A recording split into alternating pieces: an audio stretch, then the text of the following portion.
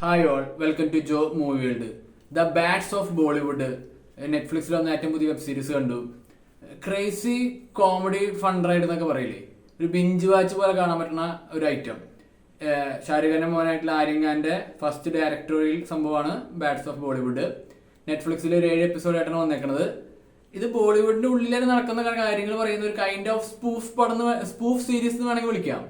അതായത് full of ഫണ്ണാണ്. അതായത് crazy കാര്യങ്ങൾ, ബോളിവുഡിന്റെ ഉള്ളിലത്തെ പല പല സീരിയസ് കാര്യങ്ങളും പല പല അങ്ങനത്തെ കാര്യങ്ങളൊക്കെ ഇൻസൈഡ് ബോളിവുഡിനെ കുറിച്ച് പറയുന്ന, അല്ലെങ്കിൽ അവിടുത്തെ ആക്ടേഴ്സ് അല്ലെങ്കിൽ ഡയറക്ടേഴ്സ് അല്ലെങ്കിൽ അവരുടെ കുറെ കൾച്ചർ, ഇതൊക്കെ പലതും വെട്ടി തുറന്ന് പറയുന്ന, അവരെ തന്നെ വിമർശിക്കുന്ന തരത്തിൽ വരുന്ന ഒരു കോമിക്, ഒരു ഫൺ ഓറിയന്റഡ് ആയിട്ടുള്ള ഒരു വെബ് സീരീസ് ആണ് ബാഡ്സ് ഓഫ് ബോളിവുഡ്.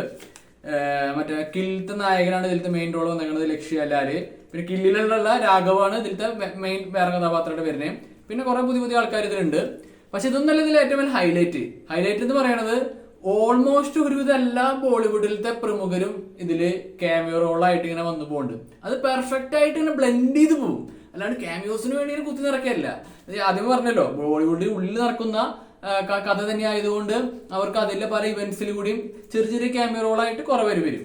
പിന്നെ ഇതിൽ ചില ഇമ്പോർട്ടന്റ് ക്യാമിയോ ആയിട്ട്, ഐ മീൻ കുറച്ചെങ്കിലും സീൻസ് ഉള്ള ക്യാമിയോ ആയിട്ട് ആരൊക്കെ വരുന്ന വെച്ചാൽ ഷാരൂഖ് ഖാൻ, അമീർ ഖാൻ, സൽമാൻ ഖാൻ, രാജ്മൗലി, രൺബീർ കപൂർ, പിന്നെ ഇമ്രാൻ ഹാഷ്മി, അങ്ങനെ ഒരു കരൺ ജോഹർ, അങ്ങനെ കണ്ടമാനം മെയിൻ എത്രയോ ഫേമസ് ബോളിവുഡ് ഡയറക്ടേഴ്സും ആക്ടേഴ്സുമാണ് ഇതിൽ വന്നു പോണത്.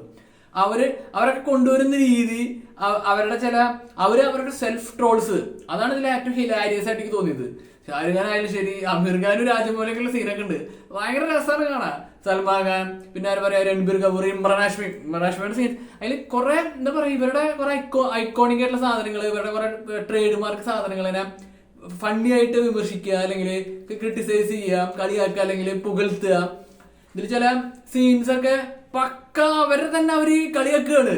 ആ കളിയാക്കലാണ് ഫണ്ട്. മറ്റേ ഷാരൂഖ് ഖാന്റെ ചില സീൻസ് ഒക്കെ കണ്ടാൽ നമുക്ക് മനസ്സിലാവും എന്തിനാണ് കളിയാക്കണത്, ഏതിനാണ് കളിയാക്കണം എന്നൊക്കെ. കാരണം പിന്നെ ഇതില് ഫിലിം ഫെയർ പല കാര്യങ്ങളിലും അവരിങ്ങനെ ഓപ്പൺ ആയിട്ട് അതിനെങ്ങനെ പറയുന്നത് അതിനെ കുറിച്ചിട്ട്. ഇതൊക്കെ ഈ പറഞ്ഞ കാര്യങ്ങളൊക്കെ ഒരു കഥ ഉണ്ട്. അതായത് ഇതിലൊരു പുതുതായിട്ട് വരുന്ന ഒരു നായകന്റെ സ്ട്രഗ്ലിങ്, അല്ലെങ്കിൽ നായകൻ ആ ബോളിവുഡിനോട് കോപ്പപ്പ് ചെയ്യാൻ വേണ്ടിയിട്ട് ശ്രമിക്കുന്ന കാര്യങ്ങള്, അപ്പൊ നെപ്പോട്ടിസത്തിന്റെ അങ്ങനത്തെ എതിർവശത്തുള്ള കാര്യങ്ങള്, ഇതൊക്കെയാണ് കഥയുണ്ട്. കഥയിൽ ഒരു വില്ലനുണ്ട്, നായകനുണ്ട്, നായികയുണ്ട്. പക്ഷെ ഈ പറഞ്ഞ പോലെ ബോളിവുഡിനെ സ്പൂഫ് പോലെ കളിയാക്കലും വിമർശിക്കലും അതിന്റെ ആ ഗ്ലോറിയസ് കാര്യങ്ങൾ എടുത്ത് കാണിക്കും, പോസിറ്റീവ്സും നെഗറ്റീവ്സും കാണിക്കുകയും ചെയ്യുക. അത് കറക്റ്റായിട്ട് ബ്ലെൻഡ് ചെയ്ത് പോവുക.